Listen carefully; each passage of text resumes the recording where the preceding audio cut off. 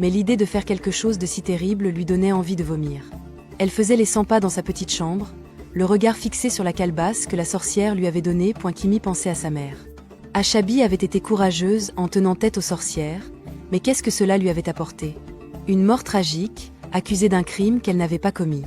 Et maintenant, Kimi se trouvait à la même croisée des chemins. Elle se sentait prise au piège, sans aucun choix possible. Finalement, alors que les premières lueurs de l'aube commençaient à pénétrer par sa fenêtre, Kimi prit sa décision. Elle ne pouvait plus vivre comme ça, sans personne pour lui acheter de la nourriture, avec les murmures des villageois qui la hantaient à chaque pas. Si suivre les conseils de la sorcière était le seul moyen de survivre, alors elle le ferait point le lendemain matin. Kimi se rendit à son étal comme d'habitude et prépara la nourriture. Mais cette fois-ci, elle fit quelque chose qu'elle n'aurait jamais pensé faire.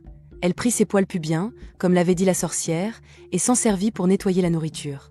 Son cœur battait la chamade tandis qu'elle remuait la nourriture, espérant que personne ne découvrirait jamais ce qu'elle avait fait. Elle était remplie de honte, mais elle repoussa ses sentiments, déterminée à voir ce qui se passerait point lorsque Kimi ouvrit son étal ce jour-là. Elle était nerveuse. Quelqu'un viendrait-il? Personne ne viendrait-il? La nourriture aurait-elle un goût différent? Les villageois se rendraient-ils compte